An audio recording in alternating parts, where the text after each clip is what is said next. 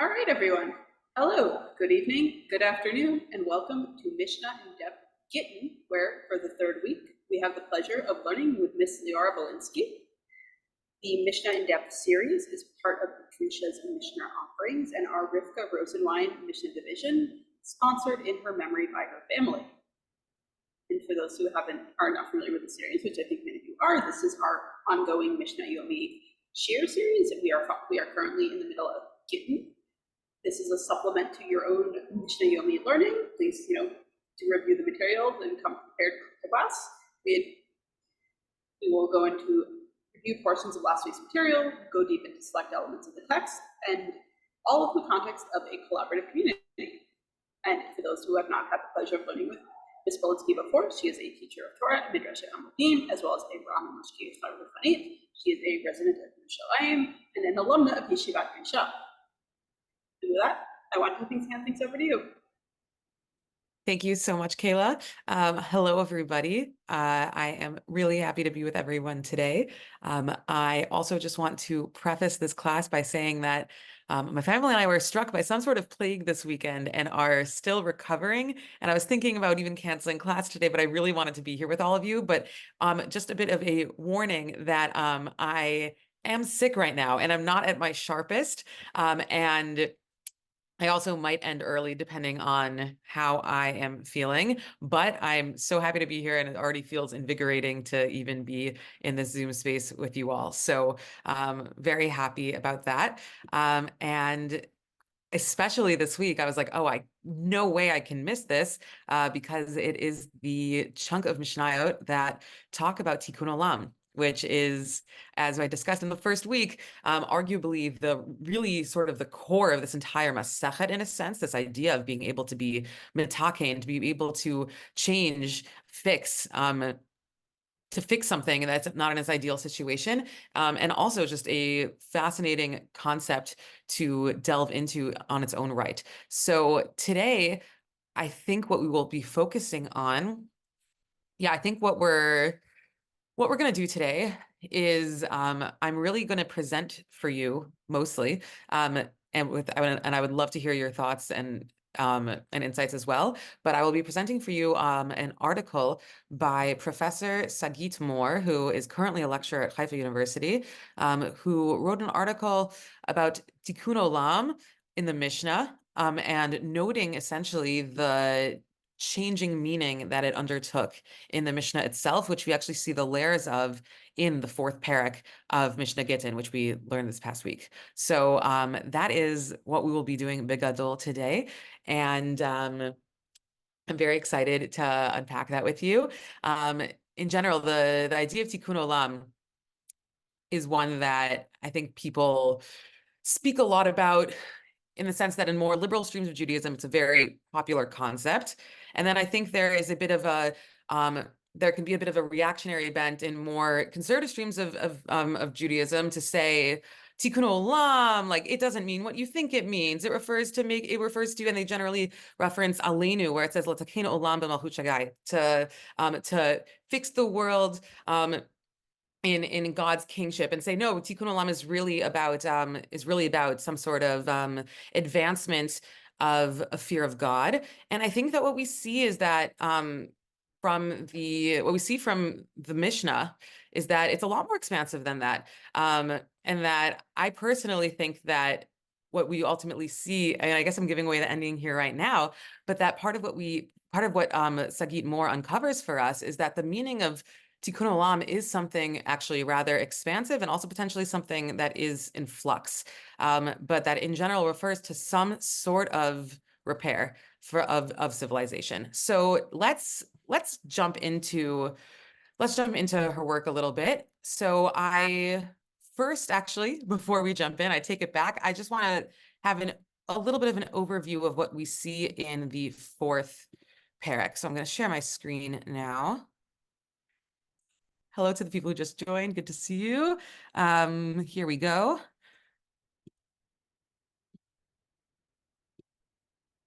Okay.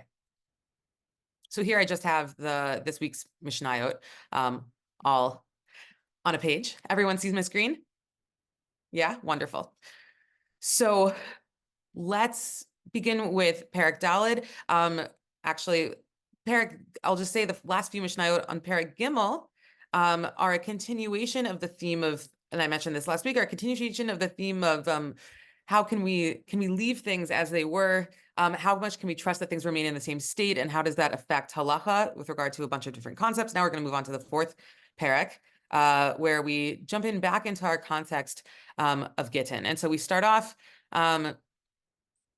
not with Tikkun Olam, but rather with a case of an interesting case of someone who sends a get with a emissary, with an agent, and then cancels, and then the husband seeks to cancel that get before it gets to her hands. How does that work? And essentially, the conclusion is that he can only cancel it before it gets to her, not after it gets to her. And now let's look in the second Mishnah. Excuse me. Yes. Do we have any idea if Gittin occurred often, if it was unusual, what the rate of it was? I mean, I was just thinking, he wanted to give one and then he just said, nah, I don't think so. That strikes me as something that, was not such a rare thing. If he could second guess it and then say, nah, I don't think so. Or am I reading something into that? I like till maybe 75 years ago, it would seem in our society, people did not give gets. A divorce was something that you avoided. And now I think it is far more, over time, it has become far more acceptable and thought of as an alternative that might be good for a family in crisis. While 100 years ago, you just grinned and bore it, I guess would be the phrase. I'm trying to think of what it was at the time of the Mishnah that this was, discussed. Do we have any idea on that? I personally don't have any idea on that. I think it's a great question, and it's very interesting to think about the contrast between how we think about divorce nowadays versus this past century developments of that, and versus back in time of the Mishnah. And I really don't know. Does anyone here know anything about divorce statistics in the Tannaitic period? I would love to know. If anyone finds out anything, let me know. Maybe I'll also look into if there's any sense of that. So we see Tikkun Olam introduced in Mishnah Bet, where we see that originally, in order to undo the get, all the husband had to do was undo it in front of a court, in front of a Beit Din, not in the presence of the emissary, and also not in the presence of the wife. And then we see that Rabban Gamliel has Hitkin made a takana that you wouldn't do that because of Tikkun Olam. As this translation from Sefaria says, the Gemara explains what that means. The idea here seems to be that we would get into a situation where the wife doesn't end up knowing that she ends up getting the bill of divorce, doesn't know that she actually wasn't supposed to be divorced, and then based off of that bill of divorce goes and gets married. And then we have a situation in which if she gets married, A, she is an adulterer and her husband is an adulterer, her new husband, and B, her children would be mamzerim. And that is would be don't have a good translation of mamzerim coming to head right now, but children who are the product of an illicit adulterous affair and thus have a persona non grata status within Judaism. And therefore, that is one of the takanot made because of Tikkun Olam. We see another takana because of Tikkun Olam from Rabban Gamliel Hazaken in the second half of the Mishnah with regard to writing all possible names of a woman in the get, and all possible names of the man in the get, just for the sake of Tikkun Olam. And as this translation says, because maybe people wouldn't recognize the name written on the get, we're trying to basically here, the concern is potentially less what is actually legally happening, but more maybe people will cast aspersions on the get and they say, hey, this get that you have, that's not your name. You go by a different name now. And therefore they might think that she wasn't actually divorced and might think that her children are mamzerim. But overall, we see a common thread here of that concern. see more issues of tikkun olam in the next Mishnah. One that is mentioned is the fact that Edim have to actually sign the get. The Gemara has a whole discussion about that and what that means, in the sense that, is that actually a Raisa commandment, or is it actually a takana because of tikkun olam that we won't get into? And then also Hillel instituting the prusbul because of tikkun olam, and we are going to get back into that. The prusbul being a document that prevents to the Shemitah year, the sabbatical year, from undoing a debt that was a loan agreement that was signed and undoing the person's debt. And we continue to see tikkun olam here with regard to a confusing scenario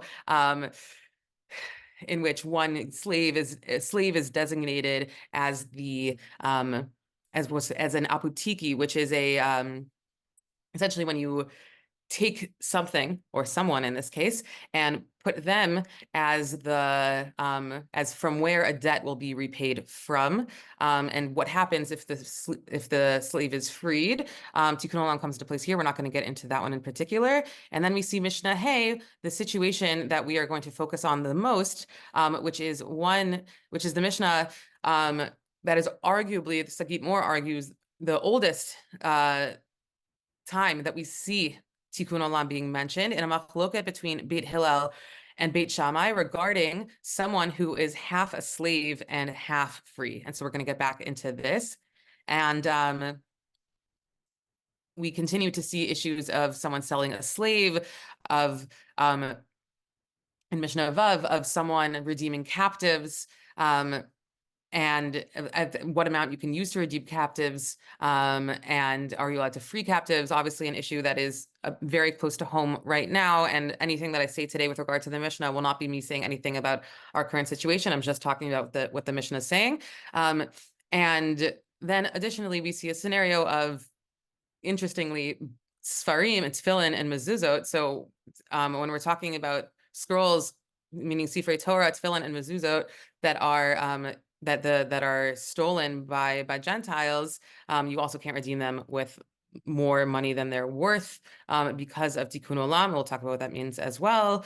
And we continue with issues of divorce, where divorce, there's reasons, again, this recalls the beginning of this parak, where there's concern that a divorce would not be considered to be legitimate, and therefore we have certain enactments because of tikkun olam. And again, we'll talk about what tikkun olam actually means here, and we continue that we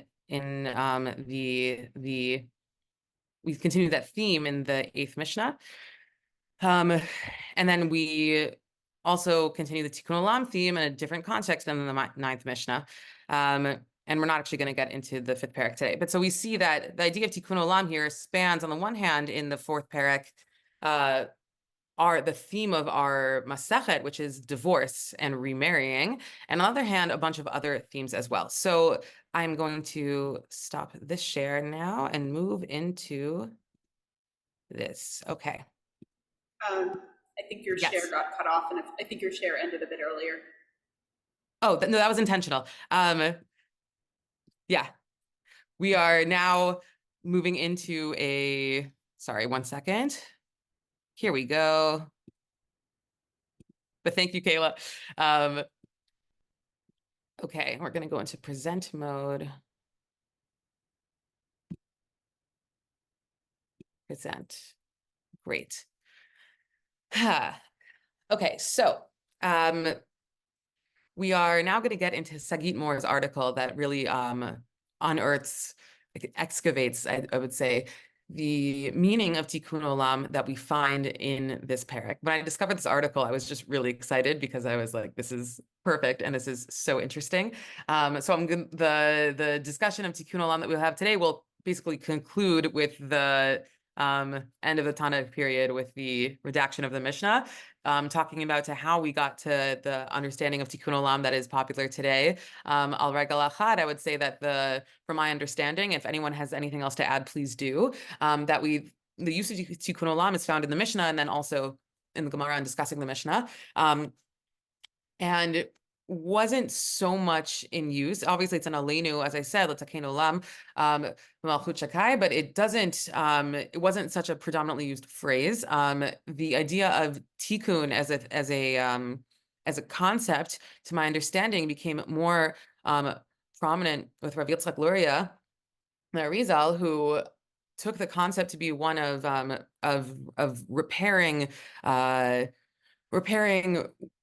our existence on earth through raising divine sparks that are hidden within these husks within these husks of materiality, and that action is referred to as tikkun. So it became more prominent then in Kabbalistic circles and then Hasidic circles, and that the usage of tikkun olam that many American Jews, interestingly not Israeli Jews as much, know today is the sense of social justice, that became more prominent due to the Chavurah movement in the 1980s. That's my understanding. And then it got really, really big, which is just, I think it's fascinating to see how this concept moved throughout history, and how something that is like so ubiquitous in many parts of the Jewish world, or at least the American Jewish world today, is actually taken on its meaning fairly recently. But again, I do think that that meaning is consistent with what we see in the Mishnah, actually, and it is really a continuation of what we see. So let's get back to the times of the Mishnah. So the term tikkun olam is never actually defined. The task that we have is to try to look at the usages of it and try to deduce from that what the term actually means. So Sagit Moore argues that we see already in this parak different layers of mishnayot in terms of time period. That when we have Beit Hillel and Beit Shammai, who are in the Beit Hillel and Shammai were in the period of the Zugot, this Mishnah is actually older, and that a lot of the mishnayot surrounding it are newer. So the Mishnah smack dab in the middle of our parak, which again, we also know that there is significance to the Mishnah, that which is found in the middle, which we demonstrated in the Masachet as a whole, and last week in the Mishnah that was in the middle, and I think this week too, within Parak Daled. A holds extra significance and also is the oldest one. So she looks at this Mishnah first because of its chronological significance, and also because she argues that tikkun olam here is mentioned in a more organic way, where it's actually mentioned kind of organically as part of the halacha, as part of the development of the halacha, than in other mishnayot. So she thinks that this is really an indicator that this is the Mishnah to look at to understand tikkun olam. So let's read this Mishnah. Would anyone like to read this Mishnah with the paragraph? I would like to read in Hebrew, and then someone read it in English, and we'll alternate with the paragraph breaks. I see a hand from Nathan, and I also see Sigal. Okay, Sigal, are you okay taking which do you prefer? And Nathan, you guys both shout out. Obviously. What, you said Hebrew? Yeah. Amazing. So Sigal takes the Hebrew. Nathan, can you take the English? Great. Okay, Sigal, b'kasha. אוקיי. מי שחציו עבד וחציו בן חורין, עובד את רבו יום אחד ואת עצמו יום אחד, דברי בית הלל. אמרו להם בית שמאי, תיקנתם את רבו ואת עצמו לא תיקנתם. לישא שפחה אי אפשר, שכבר חציו בן חורין. בת חורין אי אפשר, שכבר חציו עבד. ייבטל, והלא לא נברא העולם אלא לפרייה ולרבייה, שנאמר, לא תוהו בראה לשבת יצרה. אלא מפני תיקון העולם, כופין את רבו, ועושים אותו בן חורין, וכותב שטר על חצי דמיו. וחזרו בית הלל להורות כדברי בית שמאי. Thank you. Okay, Nathan. In the case of one who is a half slave, half free man, because only one of his two owners emancipated him, he serves his master one day and serves himself one day. This is the statement of Beit Hillel. Thank Beit you. I'm going to cut you off for Shammai just a second. Sorry. Just to say that the idea of because of only one of his two owners emancipated him, that's a explanation in this translation, which I should have referenced, I think is from Safaria. That's an explanation that's not actually found in the Mishnah, but that's understanding that's how a person is half and half. Sorry, continue. Beit Shammai say, you have remedied his master, but you have not remedied the slave himself. as it is not possible for him to marry a maidservant because he is already a half-free man. It is also impossible for him to marry a free woman, as he is still a half-slave. Okay, I'm going to pause again and say that, yes, this should say impossible. I'm actually going to correct that right now. There we go. And just to explain a little bit here as well, we're talking here about before you continue, Nathan, we're talking about a Canaanite slave, an Eved Kanani, who, again, is half freed in the sense that it's someone who has two owners, and you can understand that as either someone who, a slave who was inherited by two brothers, let's say, or a slave who was shared by two partners, and only one of them freed them. Sigal, is that still a hand up for now, or is that from reading? You'll tell me. Okay. In that, once we have the situation, the person is stuck. So again, Beit Shammai says that he serves his master one day and himself one day. Great. You know, a lot of people manage two jobs, two part-time jobs. This is exactly what you'll do, one day here, one day there. And Beit Shammai respond and say, well, that's only you really fixed it for the master, because, okay, he has a great deal. He has his slave working half the time, fine. But you've put the slave himself in a bind. And there's also probably people in this audience who are familiar with this Mishnah from other contexts, or maybe from a variety of places. I think this is the idea of someone who is half an Eved and half Ben Chorin, half a slave and half a free person, is used as a metaphor for someone who is neither here nor there. Often in like literary contexts as well, in Hebrew literary contexts. He's really stuck in a bind because as a slave, he can marry a maidservant, but as a free man, he can't. And as a free person, he can marry a free woman, but as a slave, he can't. And just additional background here, when a Canaanite slave, when a Canaanite slave becomes a slave, he goes through a process of immersing in the mikvah and also receiving a circumcision, and then also becomes obligated in all of the mitzvot that women are obligated in, which a lot to unpack there, without a doubt. But what happens when a Canaanite slave goes free is that he becomes Jewish for all matters. And so that's just additional background that will become relevant. Nathan, continue with the translation. Thank you.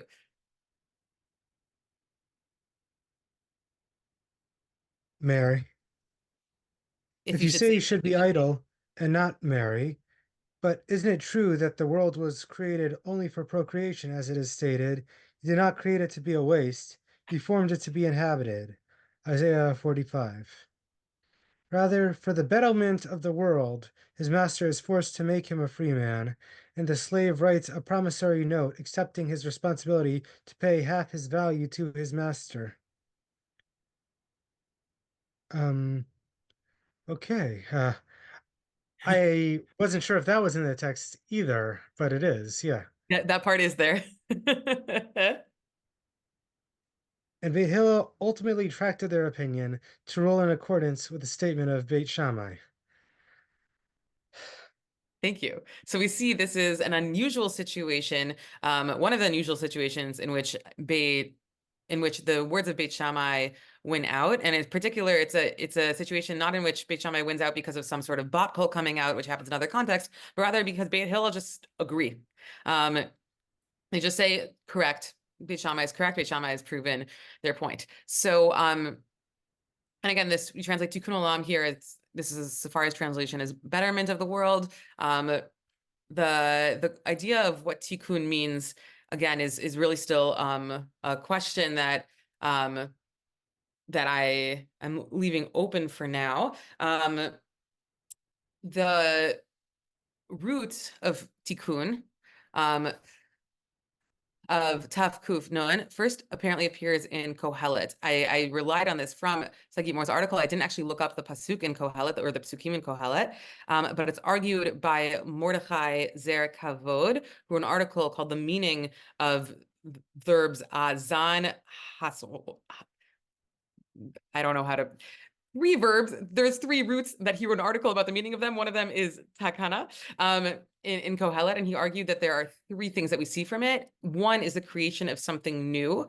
Two is the repair of something old which has deteriorated. And three is the improvement of an existing condition. So I think those are all three applicable to how we think about the words tikkun olam. Again, creation of something new, repair of something old which has deteriorated, and three, improvement of an existing condition. I think when we say tikkun olam in English, often we translate it directly as repairing the world, but within that, I really think it encompasses the first translation of creation and the third translation of improvement together. So let's now look a little bit more at the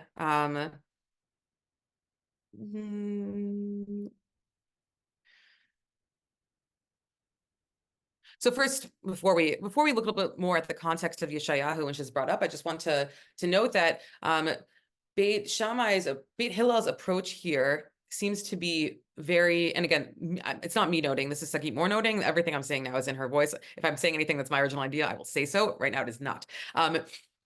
She notes that Beit Hillel's understanding of the situation, the approach that Beit Hillel is taking to the situation of someone who's a half slave, half free person, is one that's very technical, almost one that's sort of divorced from this person's actual situation, and one that's just trying to look at, okay, legally, what should be done here.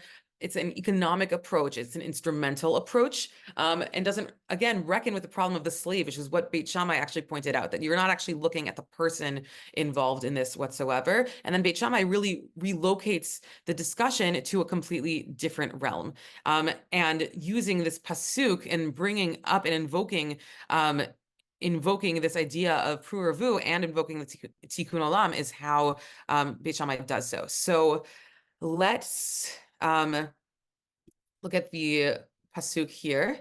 Would anyone like to read this pasuk in Hebrew? Sigal, can I ask you to read again? You don't have to. Yes. Thanks. כי כה אמר השם בורא השמיים הוא אלוקים יוצר השמיים ועושה הוא כוננה, לא תוהו בראה לשבת יצרה, לא תוהו בראה לשבת יצרה, אני השם ואין עוד. Okay, and Nathan, can you take the English again? For thus said the Lord, the creator of heaven, who alone is God, who formed the earth and made it, who alone established it. He did not create it a waste, but formed it for habitation. I am the Lord, and there is none else.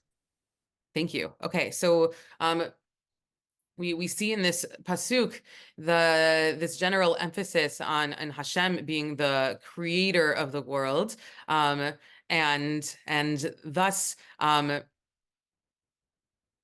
Hashem formed it for Lashevet Yitzhara, formed it for habitation, which is then understood by Beit Shammai to be an injunction for Puravu. And then if we look at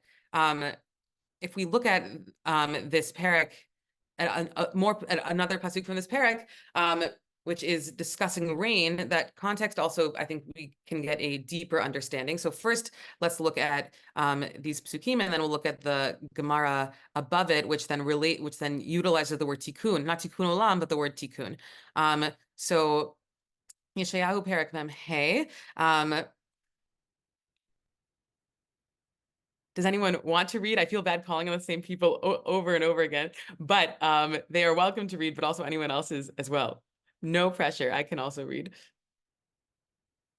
I can read. Thank you, Sigal. Memhei, right? Yeah, here. Yeah. Okay. הרעיפו שמיים ממעל ושחקים יזלו צדק, תפתח ארץ ויפרו ישע וצדקה תצמיח יחד, אני השם בראתיו.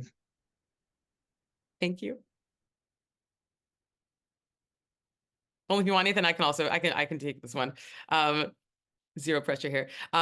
Pour down, O skies from above. Let the heavens rain down victory. Let the earth open up and triumph sprout. Yes, let vindication spring up. I, God, have created it.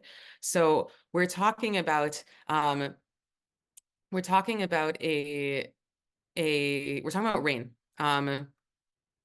about rain here. and victory coming from the rain. And when we look at the Gemara Yerushalmi, we will see this, how this is used by Rabbi Levi. And I should have written that this is, I didn't write what Masachet this is in. This is in Masachet Brachot Yerushalmi. I believe it's also found in Masachet Ta'anit, the same discussion. Ve'amar Rabbi Levi, Hamayim Elyonim Zecharim ve'Tachtonim Nekevot. Okay, so claim here that the upper waters we have, the rainwater, are male, and the lower ones, which we can understand as the groundwater, is female.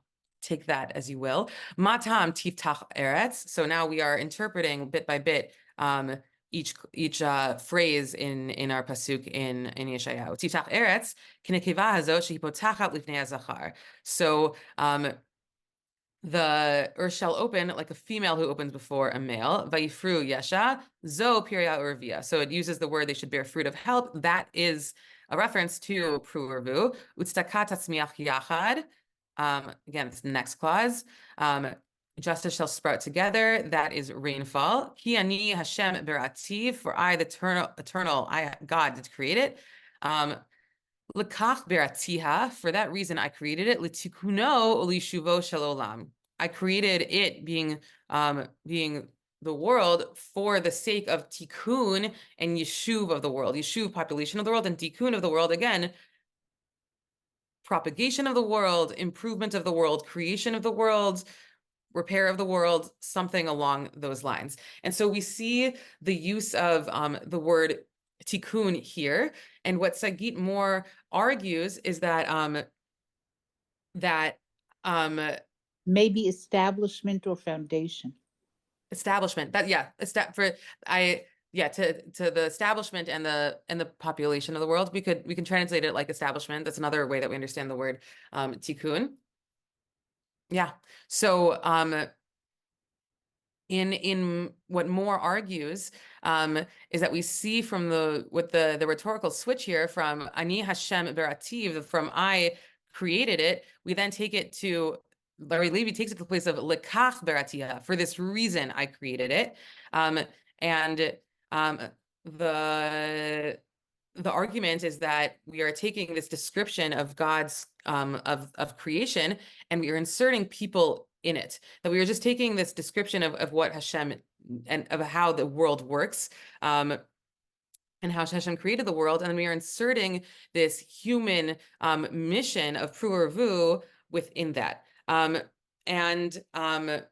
There are a lot of midrashim on this pasuk from Yeshayahu, which understand tikkun olam, and which then invoke tikkun olam specifically and use that phrase tikkun olam. It's not found in the Gemara, but it's found in various midrashim to refer to populating the world and the continuation and the creation and then continuation of human civilization, also emphasizing sexuality is the factor that allows for creating, maintaining, and fertilizing the world, which is again related to this Gemara, where we see the identification of the female and male and creation.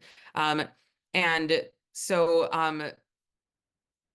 perhaps the notion of tikkun olam really came from this pasuk and the way that it was understood as in by Chazal as referencing some sort of propagation and creation, which then would point to an understanding of tikkun olam as really in its origin referring to this very idea of continuing the world and continuing pru urvu in the world, of allowing for the continued regeneration of humanity. And I'll get there in a minute. So that seems to be part of what's happening in the context of our Mishnah here. If we look back here, right, that is very much almost explicitly what Beit Shammai is getting at. Lo tover ala shevet yitzara elifnei tikkun olam. So it was created for the sake of pru urvu, and therefore, because of tikkun olam, you then force him to be you force his master to release him such that he will be able to actually engage in pru urvu. So I think that's a pretty unconventional understanding of tikkun olam in terms of how we understand it in contemporary terms, but really it is a reference to this idea of pru'urvu, of continuing humanity on a basic level. I want to shift to another idea of where we see the idea of tikkun come up, which is in Breshit Rabbah, in a midrash that some people here might be familiar with, that discusses the purpose, the task of the task that we as Jews are given of circumcision. And we're not gonna read through this whole thing, but what happened was a philosopher asked Rabbi Hoshaya, if circumcision is so dear to God, then why was it not given to Adam Harishon? If this is something that is so valued, then why wasn't he born with it? And the ultimate answer, and we'll skip down, it's an interesting discussion using interesting rhetorical methods, but that ultimately that there is what the answer is, everything that was created in the 6 days of Masa Bereshit requires some sort of action. You need to sweeten the mustard. You need to also sweeten the turmusim, the lupines. The wheat needs grinding, and afilu adam tzarich tikun. So here we see the word tikkun. Before we had the word asiyah of some action, and now we have the word tikkun specifically, which here is translated as perfection, some type of perfection. So we can see that also as an improvement of a current state, going in the second definition, or the third definition rather, the improvement of an existing condition that Mordechai Zer Kavod mentioned as an understanding of the word takana means tikkun. So that's another understanding that comes into this, where the act of circumcision is an act that is one of really taking a person to this next level of perfection, to a more ideal state. And now, if we go back to our Mishnah, we can see this in the context of the slave, that this Eved has already undergone that Mila, right? That by becoming an Eved Kanani, this person has already undergone a bris, and therefore is on the path of between someone who's not Jewish and someone who is Jewish, which in this understanding, again, in this internal understanding, is a more perfected state of mankind, and thus by the slave undergoing that Mila, it's that in itself is considered to be a completion or an extension of the work undertaken by God in creating him. And what we can understand maybe from Beit Shammai here of vetatzmo tikantem, if we're taking that understanding of, again, not only procreation potentially in context, but also beyond that, some sort of added perfection, that when you are leaving this person in this state where they are chatzi eved chatzi bed chorin, where they are half and half, they're in this liminal state between eved and free person. When they are in that state, they haven't actually, they're in a state where they're almost able to reach this added tikkun of fully becoming Jewish, because again, once they come a ben chorin, they become Jewish. And therefore, part of what Shammai's agenda might be also is bringing them fully into the covenant by freeing them and then fully turning them into a Jew. So we see not only, and then also thus then someone who is then really fully chayav in pru urvu, fit to do that as a Jew, fit to continue doing pru urvu as a Jew. And through this idea, the idea of tikkun olam isn't simply repopulating the world, but it goes beyond that of some sort of perfection or completion of God's creation via the medium, perhaps, of Jewish civilization. So we go from this general injunction on individuals to procreate, potentially, and then we get now to maybe a bigger idea on a more civilizational, Jewish civilizational level of this person becomes a free person, and then they're able to be in a more perfected state because they're now part of the Jewish people. You can also see it and not take it that far, but rather it's just the person is now fully acknowledging God. And that's also an additional level, which we then see if anyone wants to open up this parak in Yeshayahu, parak Memhe, parak 45, that the continuation of the parak goes on to talk about the difference between how the idolaters will ultimately recognize Hashem's creation. So we see this division in that parak as well in the between God's creation versus of the Avodah Zarah, idolaters, and how they perceive the world, and that ultimately the idolaters will perceive God's creation. And we can see then this Eved Kanani, who underwent this process of ultimately becoming Jewish, as sort of fulfilling that. What I think this all speaks to, and I know I've said a lot just now, and I'm not sure how well I said it right now because of my current state, but to summarize, or I guess not necessarily a summary, but I guess looking at this from a different perspective, I think we see that there is significance in general to the psukim that are brought in that are brought in by Chazal to understand different points. And I think oftentimes that is something that is sometimes overlooked, but really when we are there's an assumption here that we know Tanakh. And that we really know Tanakh, and that we don't even necessarily have to look up the broader context to see what's happening in this parak, and that when psukim are mentioned, we are able to then also learn from the context in which these psukim are situated more about the claim that's being made. It's incredibly intertextual and literarily rich, and it's amazing. And I think that's something that Sigit Moore really was able to unearth here with looking at the broader context of Yeshayahu Memhe. And so again, at this point, we see that that Tikkun Olam is related to some sort of continuation of God's work, completion of God's work, perfection of God's work that can manifest in more human population, and also perhaps in taking a person into a state where they recognize God's kingship. And also an additional factor might also be some sort of bringing people into the covenant of Jewish civilization.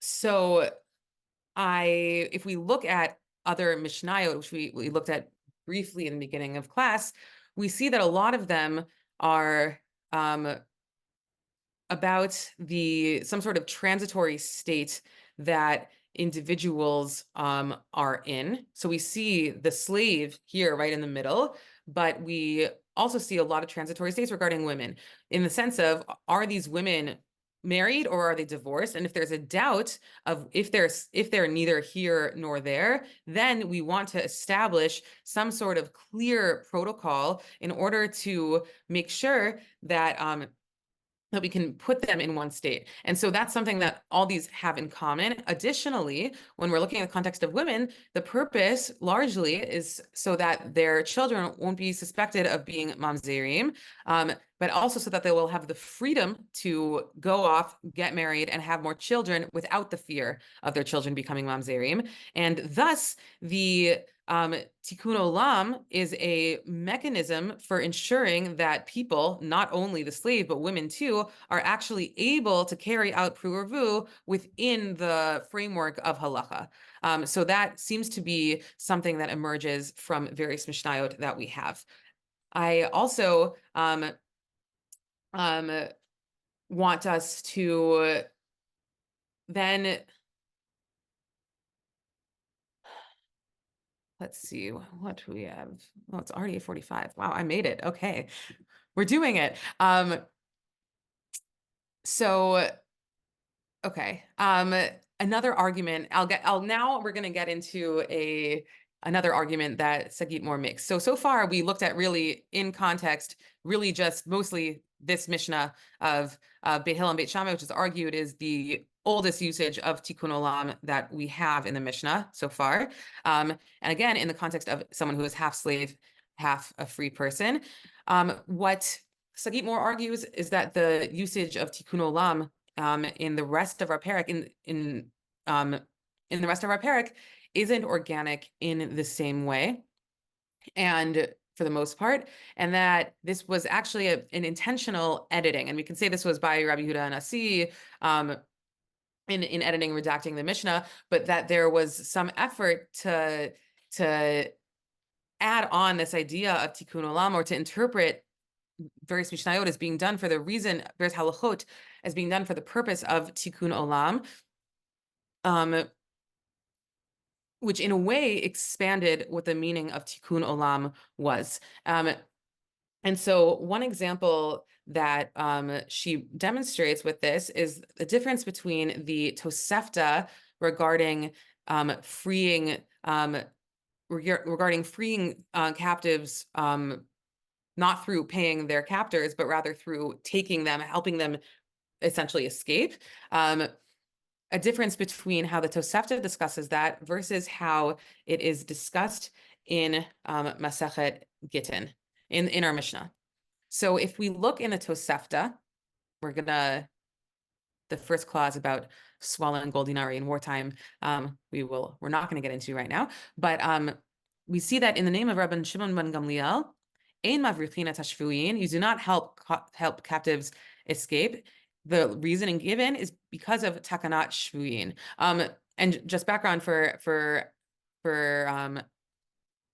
anyone who's curious, that the Tosefta is a compilation of Tannaitic material that is seen as a supplement to what's in the Mishnah. It's not edited in the same way that the Mishnah is, and oftentimes there are statements that are nearly identical, if not identical, found in the Tosefta and found in the Mishnah. And sometimes there are differences. And part of what Sagit Moore's methodology is looking and seeing the significance of those differences. So her argument made here is related to the differences. So we see that the reason that the reason given, the halacha that you do not free slaves by brichinat hashvuin, meaning you do not help captives escape, not slaves, captives. The reason you do not actively go and free them is because of takanat shvuin. We can translate it as the good of the captives. We see the word takana here again, so we can see it as in some sort of care for the welfare of the captives. An understanding of why here, why that might be the case. It's discussed in the Gemara at length, but that the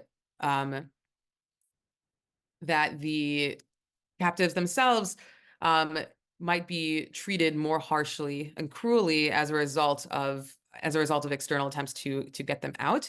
So we see that, again, the halacha is in the name of Rabbi Shimon ben Gamliel, and the rationale given is takanat shvuin. If we then look at Masechet Gittin, Mishnah, we see Eid pondin et hashvuin yoter al kadei demehen. We do not ransom captors, redeem captors for more than their money value. Mipnei tikkun ha'olam. Okay, so we have tikkun olam there, and then the ein mavrichin et hashvuin mipnei tikkun ha'olam. You do not help captives escape because of tikkun olam, and then we have tacked onto that Rabbi Shimon ben Gamliel omer mipnei takanat hashvuin. Rashbag, Rabbi Shimon ben Gamliel says it is a precaution for the good of the captives. And what Sagit Moore argues is that what's happening here is that the Mishnah was redacted intentionally in such a way that makes Rashbag's reasoning appear to be the opinion of one person. That really the reason is because of tikkun ha'olam, and that's we have two phrases we have two clauses of the Mishnah, two halachot that are anonymous that say with regard to captives, and then we have Rashbag coming in saying another opinion. So that makes it seem like his opinion is perhaps less authoritative in this Mishnah, and it's really about tikkun ha'olam, and that this is a intentional editing of what we have in the Tosefta, what we see in the Tosefta, in order to bolster and expand the understanding of what tikkun ha'olam means. And that there's actually a modification of the term that we see here, which is not just about the personal, the injunction, or the motivation to get to look at individuals and try to improve their situation such that they can then better advance the goal of populating the world, of fulfilling God's word, etc. But rather, we are going into different ways of advancing the goal of tikkun olam, which is moving away from how an individual becomes a part of Jewish civilization and increasing Jewish civilization, to looking rather at Jewish civilization as a whole, as a collective, and seeing the propagation of that as this fulfillment of God's will. And so I don't know if I said that clearly whatsoever right now. I'm going to try one more time because it didn't make sense to me the way I said it. What we are seeing is a shift from looking at an individual, looking at individuals and trying to figure out how to bring them more deeply into the covenant, how to allow them to fulfill these mitzvot, and how to allow them to then fulfill tikkun olam in the sense of populating the world in a way according to God's will, and rather moving away from looking at individuals towards looking at a society as a whole, even if that might come at the expense of individuals, perhaps, where the initiative is about preserving society as a whole and making sure that there are essentially as many people as possible who are able to be in this covenantal relationship with God and fulfilling God's mission. And thus that relates to the idea of not redeeming captives for more that they're worth, out of the fear that it will cause, and again, I'm just talking about the context of this Mishnah, that it will then lead, the rationale that is understood from this is that it will then lead to more captives being taken in the future. And thus that will be something that is ultimately harmful towards the Jewish people, towards Jewish civilization.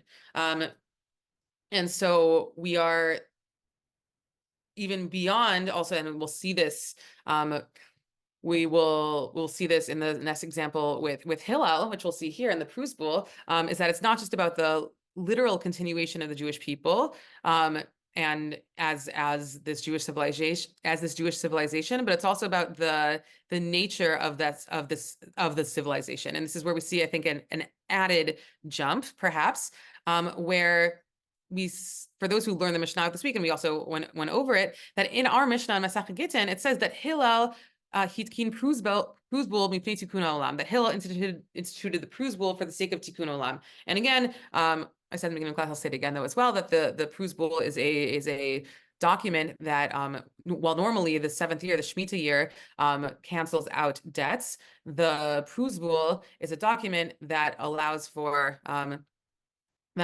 those loans to be maintained such that a person would still have to pay back their debt even after the Shemitah year comes. If we contrast this with how the Prusbul is discussed in Masechet Shvit, I think we see something interesting, where in Masechet Shvit, and I will just read for the sake of time, that Prusbul eno meshamet, that Prusbul is not canceled, meaning in the Shemitah year, a loan that is secured by a Prusbul, that is secured by this document, is not canceled in the Shemitah year. זה אחד מן הדברים שהתקין הלל הזקן. כשראה שנמנעו העם מלהלוות זה את זה ולהפרין על מה שכתוב בתורה, ישמר לך פן יהיה דבר מלבך, בליעל וגומר, התקין הלל לפריסבול. So he saw that people weren't lending to each other as a result of the fact that their loans, they knew that they would be cut off in the 7th year, and therefore they wouldn't get their money back. And so they didn't feel it was financially advantageous for them to actually to give out these loans, and so therefore the Prusbul was enacted. Zero mention of the word tikkun olam here. Nothing. We don't have any reference. I mean, except for the word hitkin, right, as the idea of an enactment of a takana, but the notion of tikkun olam is not present whatsoever.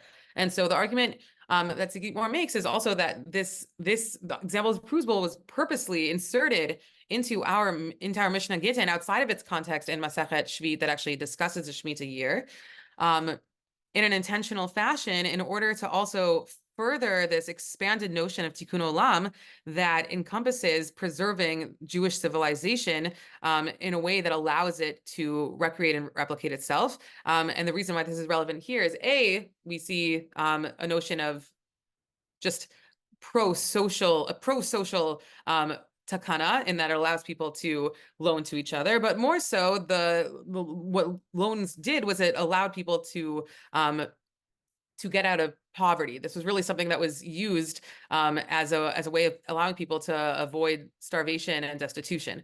And so it's allowing the society to thrive, in a sense, the civilization to thrive. And this is another expansion of what tikkun olam means. And so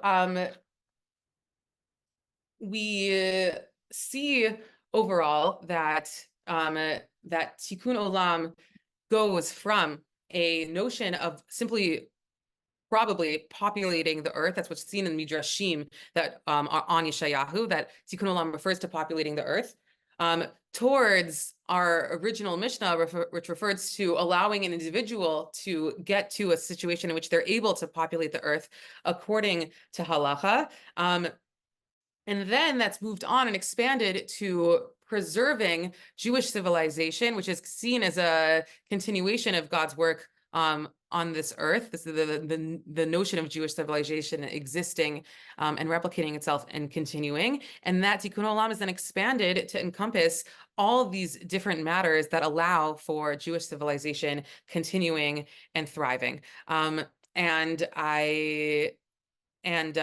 I just want to read a short quote from what she writes regarding tikkun olam, because what she referenced, what Sagit Mora says is that tikkun olam is it's not a value in and of itself, but rather it is an agenda that can encompass different values. So she writes, in contrast to utopia, where values are permanent and unchanging, the values in tikkun olam in reality have significance only insofar as they serve as an instrument for improving society. Recognition of how far the world falls short of the pure ideal resulted in a very practical attitude towards those ideals. Apparently, the editor of the unit in the Mishnah felt that it was the legislator's duty to act according to this understanding when he attempted to improve the world. And so I think that really summarizes her argument of how to read this Mishnah. I'm sure this is obviously not the only way to read these mishnayot and to understand the concept of tikkun olam within this parak and also within the fifth parak when it comes up. But I think this is one very interesting way that, at least for me, very much broaden my insight and understanding of what this concept means. I don't know if I said this in an earlier class, but this parak has always been one of my favorite prakim of Mishnah, aside from like all of Pirkei Avot. But so Pirkei Avot aside, I think perhaps, and there's really in the top three, let's say, because I just really love seeing the care for individuals and for groups of people at play here that is employed by Chazal. And I feel like now I have a much broader understanding of, through Sagit Mora's work, of the agenda of both looking at individuals and also looking at society as a collective through tikkun olam. So when we say in Aleinu l'tikain olam in the Malchut Shakai, I think we can perhaps also have a greater understanding of what that means in that context as well. Wow. Thank you everyone for bearing with me today. Thank you all for being here, and thank you all for your participation as always. It's much appreciated, both the readings and the comments and the questions, all of it. Thank you so much. Have a wonderful week. Thank you, Leora. Thank you everyone for coming. Thank you, Leora, for coming even on a hard day and for sharing one of your favorite mishnayot with us. Thank you, Kayla. Thank you, everyone. Bye. Shavut. Take care.